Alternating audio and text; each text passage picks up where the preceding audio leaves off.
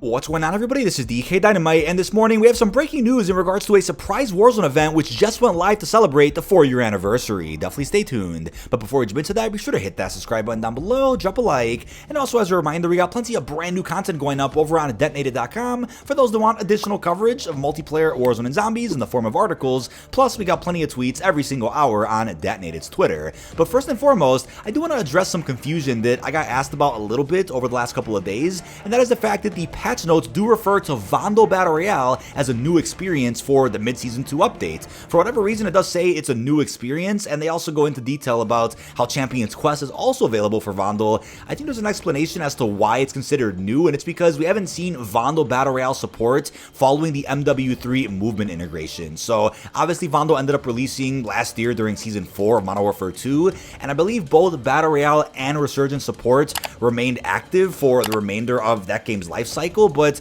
obviously Vondel and Ashika got removed once MW3 initially came out, and then once we got the Resurgence update in Season 1, that's when both maps got brought back. That's probably why it's labeled as new, unless it was a big typo that we just don't understand. But with that, today is the 4-year anniversary of Warzone, which is crazy to think about. It was over 4 years ago when we first hopped into Verdansk and got to experience Warzone for the first time. Wild to think about, but last year with the 3-year anniversary, we actually got a series of free gifts that I thought were pretty cool, but they didn't all drop at once. They were kind of spread across, I think, a good 2-3 weeks. So we ended up getting calling cards, an emblem, a sticker, a vinyl, charm, and lastly, a really cool memory maker blueprint. Pretty badass looking skin, and it was actually a very viable weapon to use in multiplayer and Warzone. So that was a pretty brief celebration that we got last year. And obviously last year Warzone was in a pretty rough state. At the time there was only, I think, just Al-Mazrah and Ashika. We hadn't gotten Vondel just yet, but right now Warzone is in a really good place. Aside from the weird cheating that gets crazy every now and again, and I know Ricochet's on top of it,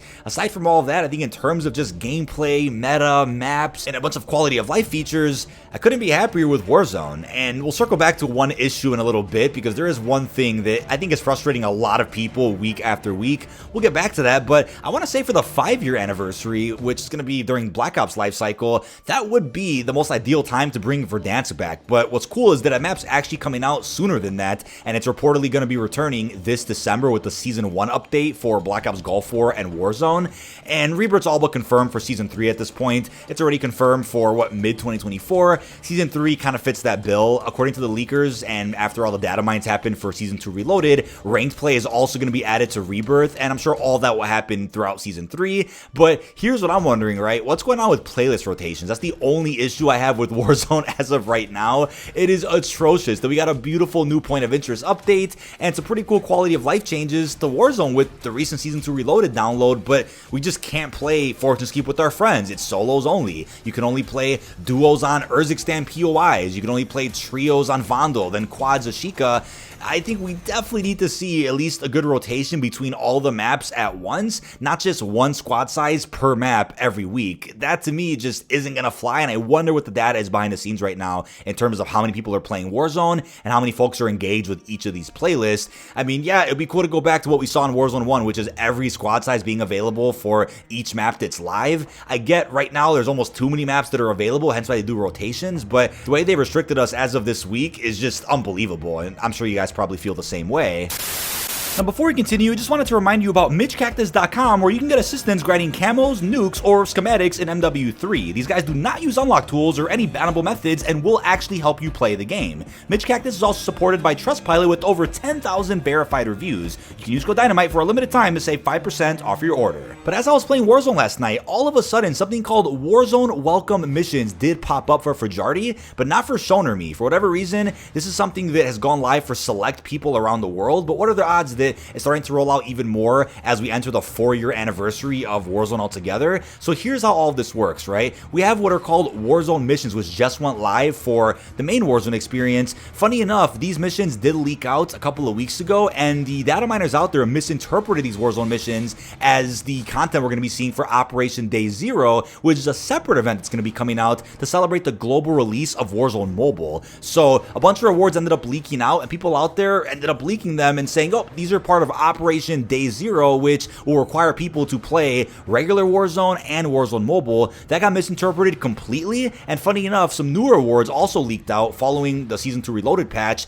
and some of these rewards include gold cosmetics, so gold blueprints, and even a gold Phantom Ghost skin, which is actually a variation of the Condemned Ghost skin, which is a pre-registration reward. So all these new gold rewards are actually what's tied to Operation Day Zero. As of now, the challenges haven't leaked out for Operation Day Zero. I'll be talking more about them in a separate video once we learn more, but the challenges that did leak out weren't even for Day Zero or Warzone Mobile at all. They're actually for main Warzone, and it looks like these were meant to come out to celebrate the 4-year anniversary, unless a mistake has happened where this event just went live a little bit earlier than usual. Now, unless this changes, the Warzone welcome missions won't pop up in the event tab, but instead will be viewable right next to the Find Party option at the bottom left of your screen. You'll just hover over that icon and it'll take you into this menu, as you guys will see. The challenges are broken up into 3 different stages. The first stage is as follows. To unlock a large decal, you have to log into the game once, complete a resurgence match, get 1 assist, 1 kill, and open up 1 supply box while playing Warzone. This can be done in any map or any version of Battle Royale or Resurgence that's currently available. So there's 3 rewards total for these welcome Warzone missions. And it's very random how they ended up dropping this, but yeah, the challenges themselves are pretty straightforward, won't take you long to do at all. When it comes to stage number 2, this will unlock a sticker for you. And the challenges are: edit a custom loadout, pick up a loadout drop in Battle Royale or Resurgence, buy any item from the buy station in Warzone, change your operator once for Warzone, and lastly, complete a Battle Royale specific match. These again are a little bit more tedious than the first stage, but still could be done in just about 1 game. I'd say we need more challenge events like this every now and again. They just require you to do basic things, and not like the weekly challenges where they require you to open a ton of chests or get a ton of kills, but just some simple login rewards, or, you know, a series of 5-10 challenges that let you get a couple of free cosmetics to celebrate something as simple as the 4-year anniversary. But last and certainly not least, we have stage number 3. It requires you to complete 10 total matches in any Warzone mode, equip a 5 attachment weapon in any Warzone mode, complete any 1 contract in Warzone, then add 1 friend in Warzone, which from Fajardi's experience requires you to send the request out to somebody else. You can't accept an incoming request. That for some reason didn't work for him, but if he sent the friend request out before the other player even accepted it, it'll count as complete for this stage. And lastly, buy back 1 teammate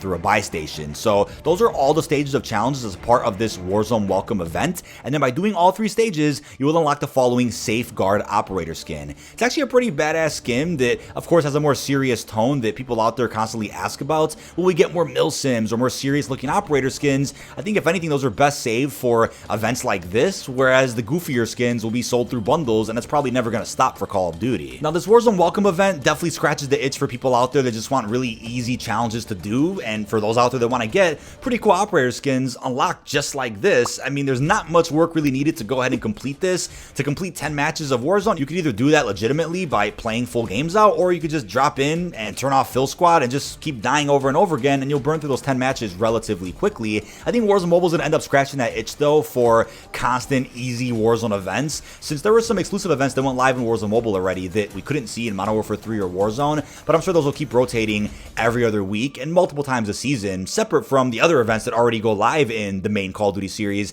and I'll still be covering all those Warzone Mobile events here on the channel as well. Now, if this event isn't tied to the 4-year anniversary and something else ends up dropping instead, I'll of course pin a tweet down below and keep you guys updated over in some detonated articles, over in some tweets, but this honestly feels like a little challenge event for newer players just hopping into the Warzone experience, which I guess makes sense for those out there that maybe just jump into Warzone Mobile and hadn't played main Warzone yet, or maybe haven't jumped into main Warzone in a while. This is a really cool welcome type of event, hence the name, that can let you get some pretty cool free cosmetics just by doing basic things that don't require all that much effort. But that is about it. This has been dkdynamite. Leave our thoughts down below in the comment section. What are your thoughts on a surprise event, which has slowly rolled out for a select group of people, but I'm sure by the evening of today we'll end up seeing this event live for even more folks. Unless this isn't meant to be tied to the 4-year anniversary and is meant to come out later in March, I'm almost doubtful about that, considering that they're going to end up doing the Operation Day Zero event, which actually requires you to play Warzone Mobile to get rewards that you can use inside of the main COD series. But with that being said, really hope you've enjoyed, and peace out, everybody.